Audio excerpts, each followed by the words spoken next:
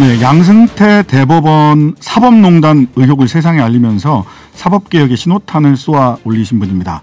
더불어민주당 이탄 의원 만나보도록 하겠습니다. 안녕하세요. 네, 안녕하세요. 이탄입니다. 네, 저 처음 봤습니다. 지금 본회의에 올라간 안건이 부결된 게 처음인데 소위 법원조직법 이 문제가 법원조직법 개정안이 올라갔다가 부결이 됐어요. 네. 처음 아닌가요? 예, 저도 21대 국회에서 처음이라고 지금 이야기 듣고 있습니다. 예, 반대 토론을 아주 절절하게 하셨다라는 소식도 들었습니다. 이 법원조직법 개정안 내용, 그다음에 우리 이탄 의원께서 반대 토론을 했던 핵심적인 내용 좀 소개 좀 해주시죠.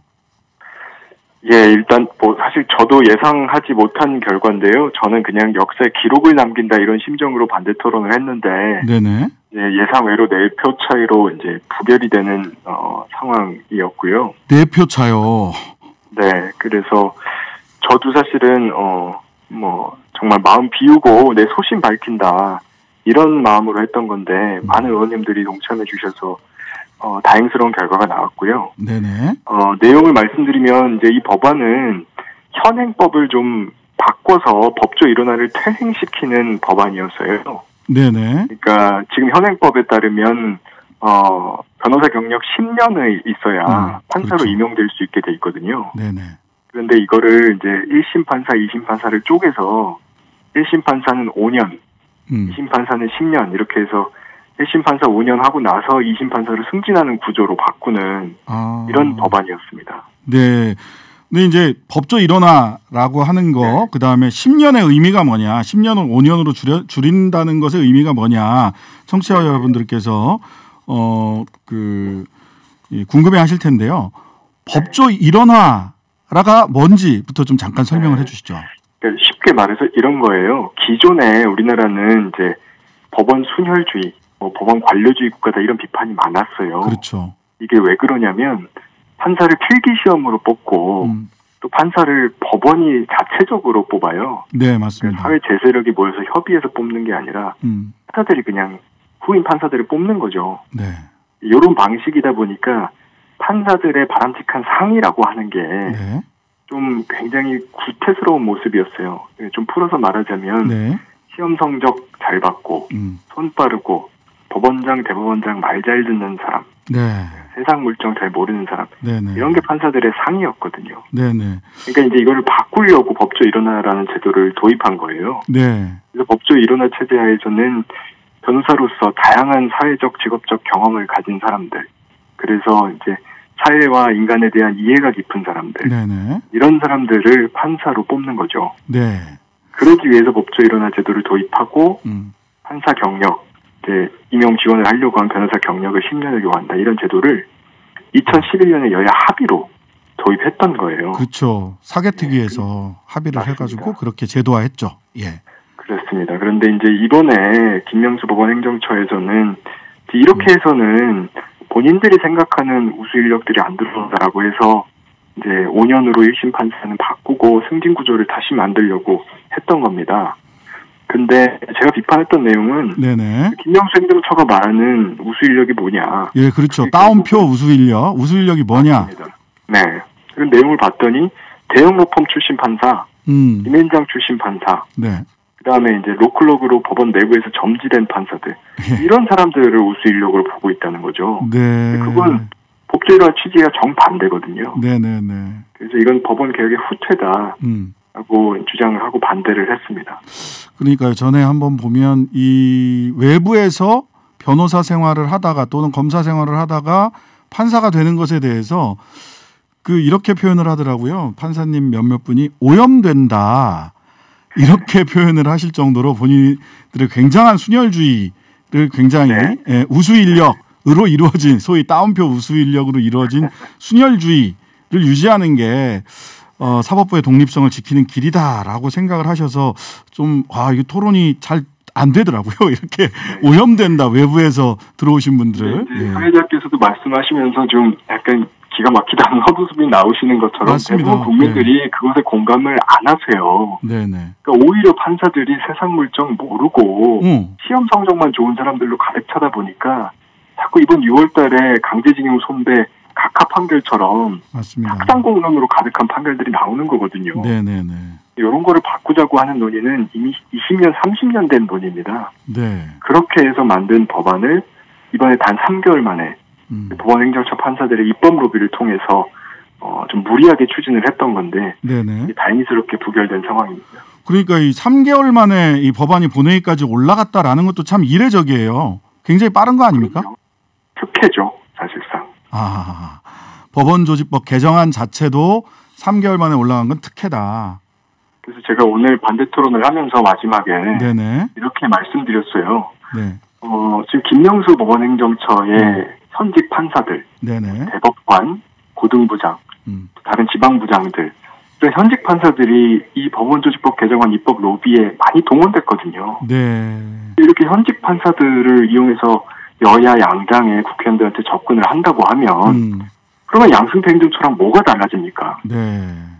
그래서 이 입법 로비의 전담을 했던 판사들은 저는 재판부 복귀 안 했으면 좋겠어요. 오늘 그 공개적으로도 제가 반대 토론도 했지만 김명수 법원행정처의 이런 그 사법행정 행태에 대해서도 네. 오늘부로 분명히 경고장을 국민들께서 보내시라고 받아들여줬으면 좋겠습니다.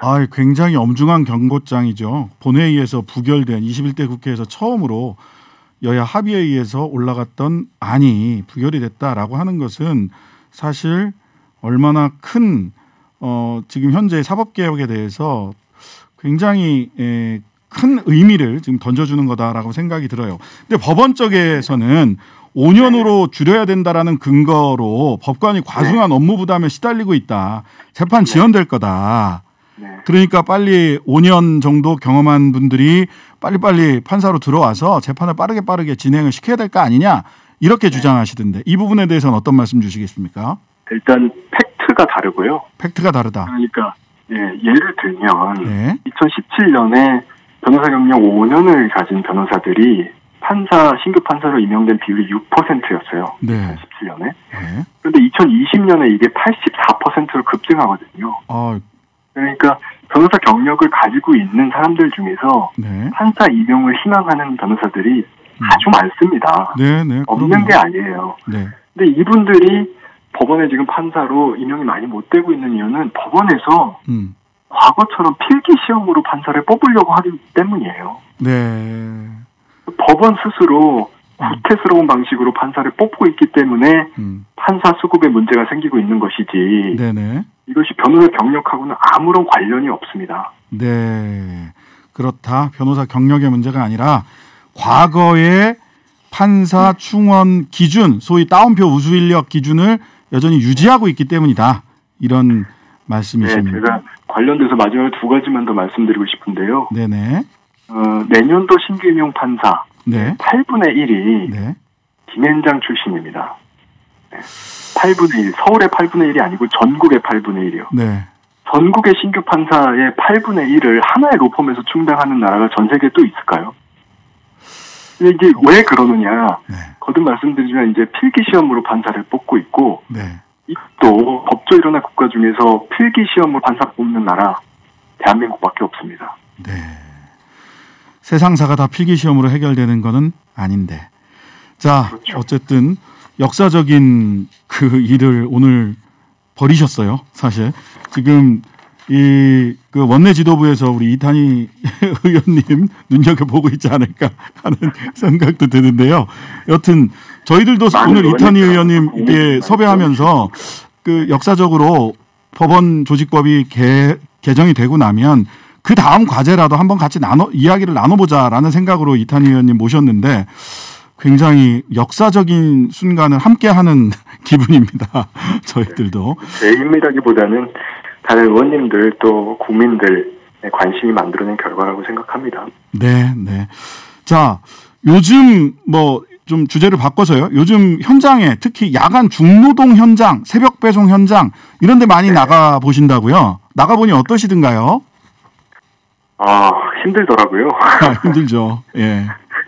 제가 사실은 여기 왜 관심을 가졌냐면 요즘 건강 이슈가 좀 부각이 되고 있어요. 그렇죠. 특히 야간에 중노동하는 직업군에서의 건강 이슈가 아주 지금 심각합니다. 네네네. 그래서 지금 택배나 물류 현장에서는 119 구급 출동 건수가 급증하고 있고요. 네네. 산재율도 급증하고 있어요. 네. 근데 제가 주변에 이렇게 국회의원들 대화를 해보니까 현장 경험이 있는 사람이 아무도 없더라고요. 그래서 나라도 한번 가보겠다. 예, 그런 마음으로 다녀왔습니다. 야간 중노동 없앨 수 있다면 쇼라도 하겠다 이런 말씀하셨어요. 어떤 쇼를? 네, 제 심정의 표현이고요. 네네. 예, 제가 이제 좀 연구를 이제 시작하는 단계인데, 네네. 일단 첫 번째로 알게 된 거는 야간 중노동에 대한 규제가 우리나라는 거의 없습니다. 그냥 임금만 조금 더 주면 되는 걸로 돼 있는데요. 1.5배 뭐 이렇게 더 주면 되죠. 그렇죠. 근데 대부분의 선진 국가들은 그렇지 않아요. 네네. 야간 중노동을 반복적으로 시키려면 단체 협약이 있거나 아니면 근로감독관 승인이 있어야 됩니다. 맞습니다. 이 승인하는 과정에서 건강 보호 조치가 제대로 되는지 이런 걸 보는 거예요. 이 야간 중노동이 정말 몸에 안 좋거든요. WHO에서 이건 발암 물질로 구별을 해놨고요. 또 그 간호사들 같은 경우에는 야간에 근무하는 간호사들의 그 지병 발생률, 6개월 이상 치료를 위한 지병 발생률이 36배다. 이런 논문들도 있어요. 예, 저도 전에 산재 사건 하면서 야간 교대 근무 관련해서 야간 노동은 WHO에서 지정한 발암물질 2급 발암물질이다. 이런 논문을 인용했던 기억이 생생합니다. 지금 아직 구체적으로 지금 네. 정책을 구상해 놓은 단계는 아직 아니다. 지금 공부하고 만들어가는 단계다. 이런 지금 현 단계는 그 정도라는 거죠? 맞습니다. 이제 몇 가지 이제 선택지들은 있는데요. 간호사들 같은 경우는 교대제가 돼 있고 또 유급 휴게 시간을 늘려야 된다라는 의견도 있고요. 네네. 여러 가지들 가지고 지금 실제 현장에 있는 분들하고 같이 상의해 나가고 있습니다. 네, 기대해 보도록 하겠습니다. 마지막으로요, 요거 하나 더 여쭙겠습니다. 최근에 이재명 캠프 들어가셨죠? 예, 제가 미래정치위원회 위원장을 맡았습니다. 네. 그냥 뭐 자리만 준 건지 아니면 미래정치위원회가 뭐 하는 데인지도 잠깐 소개해 주시죠. 절대로 그냥 자리만 받은 거 아니고요. 네. 그럼 제가 안 들어갔죠. 네. 네. 지금 대선이 너무 네거티브 공방으로만 흐르면서 미래 비전에 대한 이야기가 없어요. 네. 그래서 국민들께서 사실은 대선 때는 가슴이 좀 뛰고 뭔가 미래에 그렇죠. 대한 희망을 품어야 되는데 그런 것들이 없다 보니까 좀 저희라도 나서서 5년, 10년 뒤에 미래 정치의 청사진을 그리는 역할을 좀 하자. 네네. 이런 취지로 만들어진 조직이고요. 열심히 지금 생산하고 있습니다. 그래서 기존의 정치개혁 이슈 말고 직접 민주주의, 디지털 플랫폼, 청년 정치 이런 부분들 미래 정치 시스템 전반을 아우르는 대안을 꼭 내놓겠습니다. 그러니까 제도적이고 시스템적인 부분을 중심에 두고 미래 정치를 구상하고 있다. 맞습니다. 예. 예를 하나만 들어보면 네네네. 그 예를 들어주셔야지 머리에 쏙 들어올 것 같습니다. 소수의 지금 사실 청년들만 발탁하는 형태로 청년 정치 의제가 좀 진척이 되고 있잖아요.